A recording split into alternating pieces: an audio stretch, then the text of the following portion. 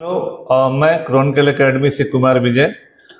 हमने समस्याओं पर तो बात कर ली है, अब हम सॉल्यूशन पर बात करेंगे, क्योंकि समस्याएं तो गंभीर होती हैं। समस्याएं भी इसीलिए होती है कि हम अपनी क्षमता से उसका समाधान करना सीखें। हम लोग 1994 से हमारा कोचिंग है, पढ़ा रहा हूँ मैं 91 से, तो उस नाते हमारा भी ये कर्तव्य है, मेरा भी कोई एक्सपीरियंस है, उसके अनुसार हम आपको समाधान का एक रास्ता दिखाने का प्रयास करेंगे। और उम्मीद है कि जो हम लोगों ने पढ़ाया है लगातार, उससे एक अनुभव है और उस अनुभव के बदौलत हम आपके सामने कुछ सॉल्यूशन देने का प्रयास करेंगे। उसके पहले भी मैंने अपने बारे में बताया कि देखिए 1994 की किताब है। इम्तियाज साहब, अहमद साहब हमारे गुरुजी भी थे, हमारे साथ पढ़ाए भी हैं। कमर हसन साहब हमारे गुरुजी भी थे, पढ़ाए तो नहीं है लेकिन हमारे साथ किताब भी लिखा इन्होंने, और हम लोग एक साथ कोचिंग में पढ़ाए भी हैं। और VC भी थे, बहुत इकोनॉमिक्स के बहुत अच्छे विद्वान हैं। और उनके साथ यहाँ मेरा भी नाम आप देख सकते हैं, कुमार विजय। हम लोगों ने 1994 में एक किताब लिखी थी। 1994 में इस तरह की पहली किताब थी और बिहार लोक सेवा आयोग की परीक्षा में काफ़ी लोकप्रिय किताब हुई थी और एक इंस्टेंट हिट किताब ये थी, अपने ज़माने की पहली। और आज जितने लोग, बहुत सारे लोग जो पढ़ाने वाले लिखने वाले लोग हैं, 1994 में शायद पैदा भी नहीं होंगे, उस समय का ये किताब लिखा हुआ है। इसमें मैं को ऑथर हूँ, इम्तियाज सर हैं, कमर हसन सर हैं और मैं हूँ। ये हम लोग को ऑथर हैं। बाद में इस किताब से मेरा नाम हट गया, उसकी एक अलग कहानी है, खैर उससे कोई ज़्यादा नहीं है। ये 2001 में मेरी एक किताब आई थी, बिहार का इतिहास एवं संस्कृति। इसमें केवल बिहार के इतिहास पर मैंने लिखा था, ये भी ओरिजिनल किताब थी। इससे बहुत सारे लोगों ने इसी को कॉपी करके अपने अपने यहाँ लिख लिया, लेकिन खैर ये सब चलता है। और ये 2026 के अप्रैल महीने में एक किताब आई है ओरिएंट ब्लैक स्वान से। 2026 में ओरिएंट ब्लैक स्वान से एक किताब आई है, आधुनिक बिहार का इतिहास, टेक्स्ट बुक है। अब मैंने गाइड वगैरह में जितने भी मैंने बताया सब किताब है, टेक्स्ट बुक है, वो गाइड नहीं है। हालांकि मैंने बहुत सारे गाइड भी लिखे हैं पुराने ज़माने में, लेकिन अब जब भी मैं लिख रहा हूँ, अब टेक्स्ट बुक लिख रहा हूँ, ताकि टेक्स्ट बुक ही आपके पढ़ाई का मूल आधार होता है। अब हम आते हैं समाधान की तरफ। हमारा आपसे रिक्वेस्ट होगा कि एक किताब आप टेक्स्ट बुक की तरफ पढ़ेंगे, मॉडर्न हिस्ट्री के बहुत सारे सवालों का समाधान होगा। PG के स्टूडेंट्स के लिए भी इसमें बहुत सारे टॉपिक मिल जाएंगे। और जो जनरल बिहार के बारे में जानना चाहते हैं, ये अमेजोन पर भी उपलब्ध है और प्रमुख दुकानों पर भी उपलब्ध है। नहीं हो तो आप हमसे भी संपर्क कर सकते हैं, पटना में अगर रहते हैं तो, लेकिन पटना में कई दुकानों पर उपलब्ध है। अब हम आते हैं आपके समाधान की तरफ। देखिए UPSC का जो एग्जामिनेशन होता है, ये एग्जामिनेशन एक लंबी प्रक्रिया का हिस्सा होता है, ये शॉर्ट टर्म गेम नहीं है। इसका पहला स्टेप जो मैं कहना चाहूँगा, जब अगर आप UPSC की तैयारी करने जा रहे हैं तो 2 साल मिनिमम आपका होता है। हालांकि अगर आप ग्रेजुएशन फर्स्ट ईयर में जाते हैं, उसी समय से प्रिपरेशन शुरू करते हैं, वो ज़्यादा बेहतर होगा बिहार के बच्चों के लिए, क्योंकि हमारे यहाँ ग्रेजुएशन में भी क्या पढ़ाई होती है, आगे होगी नहीं होगी नहीं जानता, लेकिन अभी क्या होती है हम लोग जानते हैं। अब परीक्षा देने केवल जाते हैं और गेस्ट पेपर या जैसे वो लिख कर चले आते हैं, ज्ञान अर्जन नहीं होता है। इसी दौर में जो बच्चा दिल्ली विश्वविद्यालय में पढ़ता है, JNU में पढ़ता है, बड़े BHU में पढ़ता है, IIT में जाता है, वो आपसे कई गुना आगे निकल जाता है। तो उस कमी की भरपाई करनी होगी। तो पहला स्टेप है, सभी लोग ध्यान रखें, पहला स्टेप है कि आप सिलेबस लेते हैं। सिलेबस के थ्रेडवेयर उसका आप एनालाइज कीजिए, एक एक शब्द, एक एक लाइन याद करने का, समझने का प्रयास कीजिए कि उस सिलेबस में है क्या। जनरल स्टडीज का भी है और ऑप्शनल पेपर जो आपको लेना है। जब आप ग्रेजुएशन में जाते हैं तो वही विषय आप लें जो विषय आप UPSC मेंस में लेने का सोच रहे हैं। तो उससे अगर ऑनर्स करते हैं तो आपके लिए फायदेमंद होगा। और ग्रेजुएशन में उन विषयों को लें जो विषय जनरल स्टडीज में सर्वाधिक सहयोगी है, जैसे ज्योग्राफी है, पॉलिटिकल साइंस है, इकोनॉमिक्स भी है, हिस्ट्री तो सबसे ऊपर है ही। तो history, geography, political science, economics, 4 में 3 आपको लेना है। जो आपको रुचि करे 4 में 3 आप लें। तो सिलेबस पढ़ा, इसके बाद प्रीवियस ईयर का क्वेश्चन बैंक आप जरूर देखिए।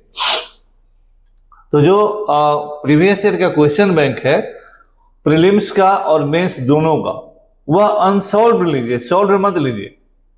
और अनसॉल्व्ड पेपर आपको बताएगा कि आपका अपनी मतलब आपकी अपनी तैयारी कितने लेवल पे है, क्योंकि क्वेश्चन ही बताएगा कि हमको समझ में नहीं आ रहा है, मेरे एकदम साफ समझ से बाहर है। तो अपनी समझ को उस लेवल तक ले जाना है, यानी हम कितनी गहराई में हैं और कितने ऊंचे हमको जाना है, यह क्वेश्चन पेपर बताएगा। सॉल्व नहीं लीजिए अभी, आप केवल अनसॉल्व्ड प्रीवियस ईयर का क्वेश्चन बैंक लीजिए, उन क्वेश्चंस को समझिए, सिलेबस को पहले थॉरली समझिए, क्वेश्चंस को समझिए। तो अगर ठेठ शब्द में कहूं तो आपको अपनी औकात का पता चलेगा कि मेरा लेवल कहां है, और अगर यूपीएससी हम देना चाहते हैं तो हमको आगे कहां तक जाना है।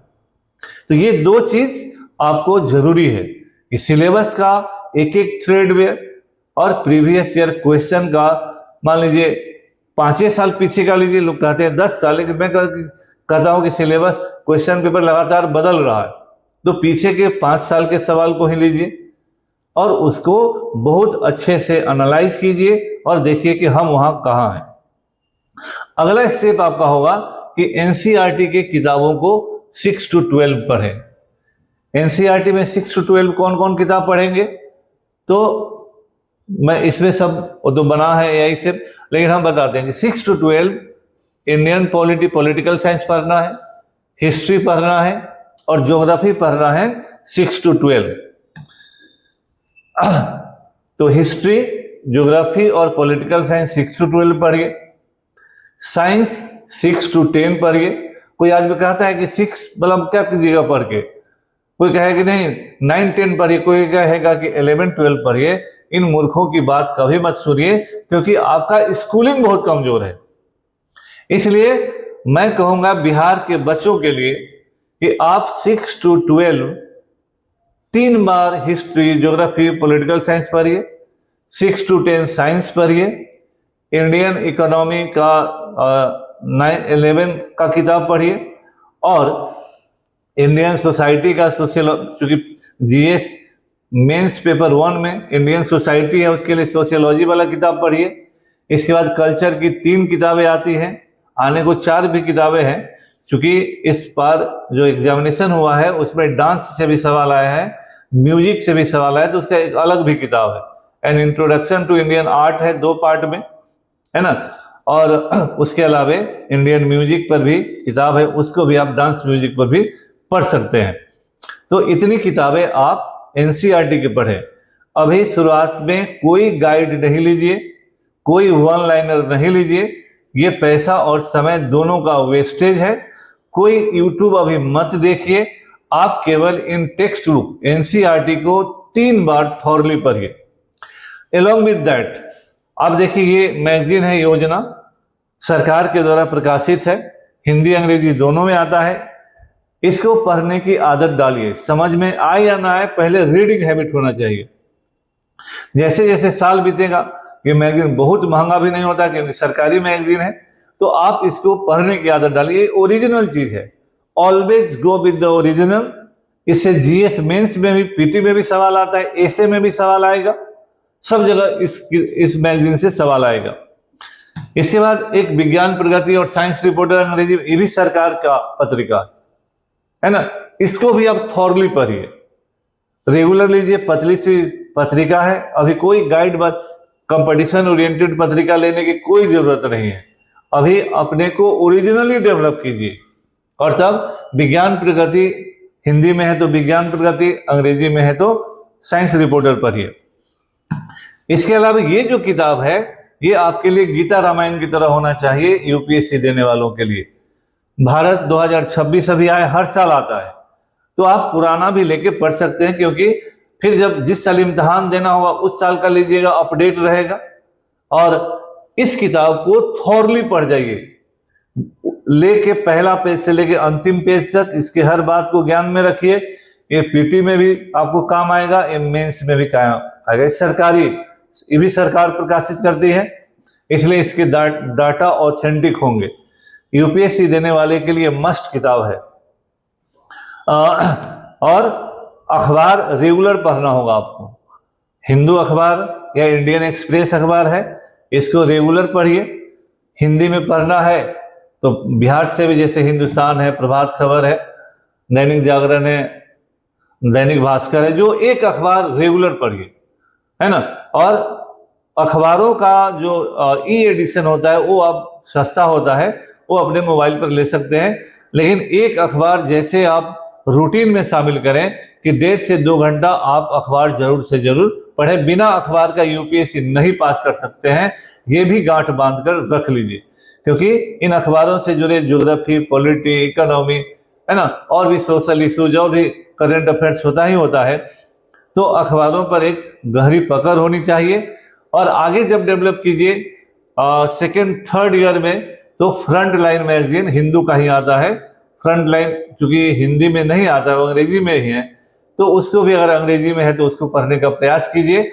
और कुछ लोग, आप लोग चाहते हैं तो उसका ई एडिशन लेकर लेंस में उसका ट्रांसलेट कर ले सकते हैं। अब तो उतना टेक्नोलॉजी आ गया है कि अंग्रेजी का हिंदी और हिंदी का अंग्रेजी आसानी से हो जाता है। इसीलिए ओरिजिनलिटी की तरफ रहिए, मूल किताबों को पढ़िए, मूल स्रोतों को पढ़िए, इन सरकारी मैगजीन्स को पढ़िए, किताबों को पढ़िए, और तब आगे कुछ भी लेना है। इन चीजों पर जब आपको कमांड हो जाए तो आगे की बात कीजिएगा। शुरुआत में ही गाइड मोटा मोटा लेके जब बैठ जाते हैं, उससे 2-4 सवाल भी नहीं आता है।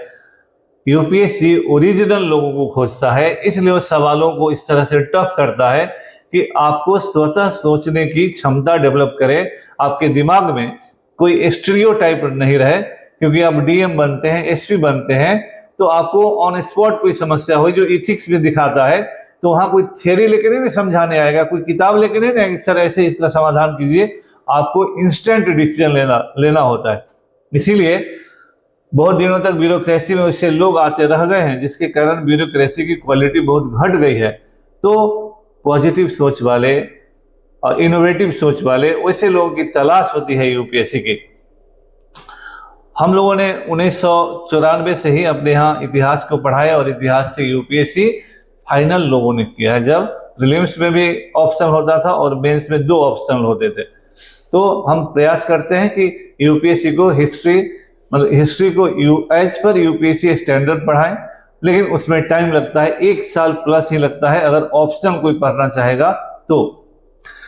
बिहार में हम पहले आदमी हैं जो 3 पार्ट में बीपीएससी में पढ़ाते हैं। पहले हम लोग उसमें एनसीईआरटी पढ़ाते हैं, फिर पीटी पढ़ाते हैं, फिर मेंस पढ़ाते हैं। यानी एक विषय आप कम से कम 3 बार पढ़ेंगे। हम तीनों को कंबाइंड नहीं पढ़ाते, तीनों को 3 बार में पढ़ाएंगे। और लोग क्या करते हैं, समय जल्दी बिताना है तो सिंधु घाटी शुरू किए, बोले कि देखो 6ठा क्लास में सिंधु घाटी में ये है, अमुक 11th में ये है, और हम ये पढ़ा रहे हैं। एक ही क्लास में एक ही टीचर वो पूरा समेट देगा एनसीईआरटी, पीटी और मेंस। हमारे यहाँ पीटी अलग पढ़ाई, मेंस अलग पढ़ाई, एनसीईआरटी अलग पढ़ाई। यानी जो एक आदमी को खर्च लगेगा हमको 3 बार करना होगा, हम 3 बार करते हैं। ये अंतर समझिए, नहीं तो बहुत देर हो जाएगी। फिर यूपीएससी के लिए, बिहार के बच्चों के लिए यही सबसे एप्रोप्रिएट टाइम है जब आप 12th पास करते हैं, ग्रेजुएशन में एडमिशन लेते हैं। क्योंकि आपका, पुनः मैं कह रहा हूं कि स्कूलिंग बर्बाद है, कॉलेज बर्बाद है, और आपको आईआईटीएंस के साथ मुकाबला करना है। आईआईएम, एमबीबीएस, जेएनयू, डीयू में पढ़े हुए लोगों को मुकाबला करना है। तो उस गैप को नहीं पूरा कीजिएगा तो फिर यही रोना हमेशा रोइएगा कि बहुत टफ हुआ, बहुत टफ हुआ, बहुत टफ हुआ। तो बिहार के बच्चों के लिए आइडियल समय यही है। लेकिन 4 साल पढ़ना पड़ेगा, है ना, कोई शॉर्ट टर्म नहीं होता है। और आज हमारे बिहार में बाहर के भी कुछ कोचिंग संस्थानों ने और बिहार के भी कुछ मदारियों ने अपने फायदे के लिए गरीबों को पढ़ाने के नाम पर अरबपति हो गए। और आज उनसे जाकर आप पूछिए कि उनके क्लास से कितने लोग यूपीएससी रियल में करते हैं। और जब कोई कहता है तो आप ये देखिए कि आपके साथ बैठे लोगों में वो फोटो शामिल है जो फोटो लोग लगा रहे हैं, या आपकी कोई जान पहचान थी प्रीलिम्स के समय, मेंस के समय, इंटरव्यू के समय। केवल फोटो खरीद कर लगा देना, एक ही बार में 200 रिजल्ट लगाना, तो जिसकी बुनियाद ही झूठ पर आधारित है वो फिर आपको कैसे सही रास्ते पर ले जाएगा। इसलिए बिहार के बच्चे, आपकी बुनियाद कमजोर है क्योंकि आपकी सरकारी स्कूल में विशेष पढ़ने वाले बच्चों की, इसलिए वस्तु स्थिति समझिए। जब तक आप वास्तविक समस्या को नहीं समझेंगे और उसके समाधान की तरफ नहीं चलेंगे, यूपीएससी का माहौल बिहार में बद से बदतर हो गया। बिहार के जो बच्चों का रिजल्ट आता है उनका बैकग्राउंड देखिए, वो आईआईटीएन है, बाहर रह के पढ़े हुए लोग हैं। भले रिजल्ट के समय हम बिहारी बिहारी चिल्लाते हैं, लेकिन वो बिहार में रह कर नहीं पढ़ते। लेकिन हम लोगों के समय, हमारे क्लास से भी लोगों ने पास किया यूपीएससी। पटना में जब हम लोग पढ़ते थे तो यहाँ का माहौल होता था कि हर साल हर जगह से लोग यूपीएससी पास करते थे। जब आज इतने संसाधन बढ़ गए, इतने कोचिंग संस्थान बढ़ गए, तो रिजल्ट कहाँ गायब हो गया? ये सोचना समझना आपका काम है। इन मदारियों से बचिए, धोखेबाजों से बचिए, रिजल्ट खरीद कर आपको मिसलीड कर रहे हैं, फॉल्स रिजल्ट दिखा रहे हैं, उनसे बचिए और मूल चीजों पर टिकिए। एनसीईआरटी पढ़िए, अखबार पढ़िए, मैगजीन पढ़िए, टेक्स्ट बुक पढ़िए, तभी यूपीएससी की सोचिएगा, नहीं तो इसी मकर जाल में उलझकर रह जाइएगा। आपका बहुत बहुत धन्यवाद। आप सभी का उज्जवल भविष्य हो, आप सफल हो, यही हमारी दुआ है।